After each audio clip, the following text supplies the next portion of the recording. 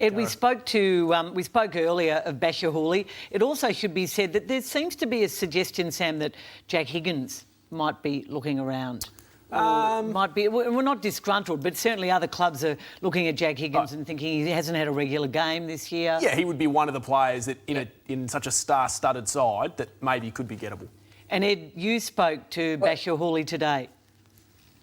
Yeah, as you mentioned before, mate, I've got another mouth to feed, so I've got to think of my future. Look, I'm sure my management is taking care of the business side of things, but for me, I'm just focusing on football right now, and I'm so happy at Richmond Football Club that my mind is nowhere else at the moment. Yeah, that was Bachar on Triple M Side Breakfast this morning.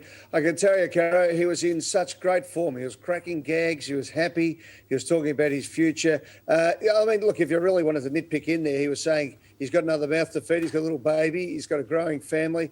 And probably the next contract is his last one. So maybe he cashes in. But he seems a pretty happy guy and felt at the top of his game this morning. He was hilarious, actually, on the radio this morning with us on Triple M. This time last year, he went on Channel 7 and said he was a bit disappointed that he still didn't have a new deal with Richmond. Yep. And the next day, there was an announcement of a re-signing. So who knows what's going to happen this time around. Cara, do you think he'll leave, or do you think the Tigers would let him leave?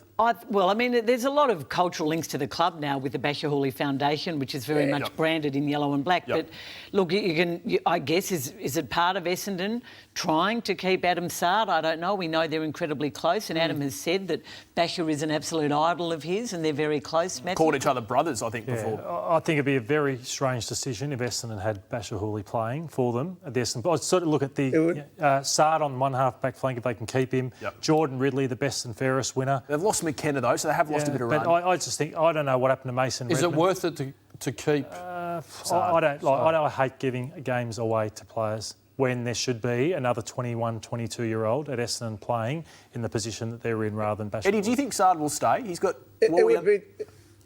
It'd be total madness for Bachar Houli to leave Richmond for all the reasons Caroline just said. He is such an institution there. He's so loved what Richmond have been able to do with the Muslim community and his leadership roles. He's going nowhere, I wouldn't have thought. We're going to ask me about Saad. Saad's a great player, but if he's not happy, you only had to hear the Essendon president earlier on. It's time for the Bombers to make some hard calls, isn't it? And it's very hard when you've got a player who you love, who can really play, is a bit disgruntled, things haven't been going. But, that's why you have the pre-season. You've got to get in, sell him the dream and hopefully keep him there. But if not, I'm sure the Bombers will drive a good deal. Ross, we still haven't heard from Joe Danaher, and there must be a frustration for clubs as this period enters into, that players don't make a call. I mean, is it fair? Is it right to be nuanced, or should players just make a call earlier on? No, you're entitled to seek the market out. There are nuances. This one's gone on for a long time, so I think you can put it as an outlier. But typically, like Bachar Houli or Saad, I think you're entitled to explore the market and go through the rigmarole. But with Danaher, I think he knows. Pretty obvious. Yeah, I think he knows. Make the call. He knew last year, and they held him to his contract. He doesn't know Essendon anything. Guys, I'm not sure where this rhetoric's The other thing from. you've got to take into consideration here is that no one knows what the salary cap's going to be. No one knows. We're nowhere near getting into the total player payments.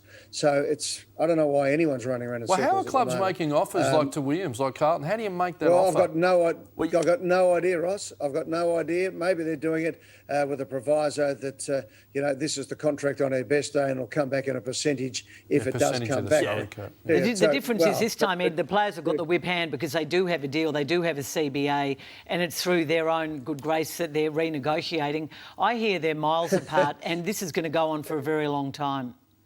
Well, the clubs in the AFL have got to get themselves together as well to sort out just what the total player payment looks like and how much of it will be funded by the AFL. So that's a discussion that's ongoing at the moment and happening as we speak. But, I don't know how you can do that. I mean, it's, and as far as the players having the whip hand, we have to work out how much money we've got in the game, Caro.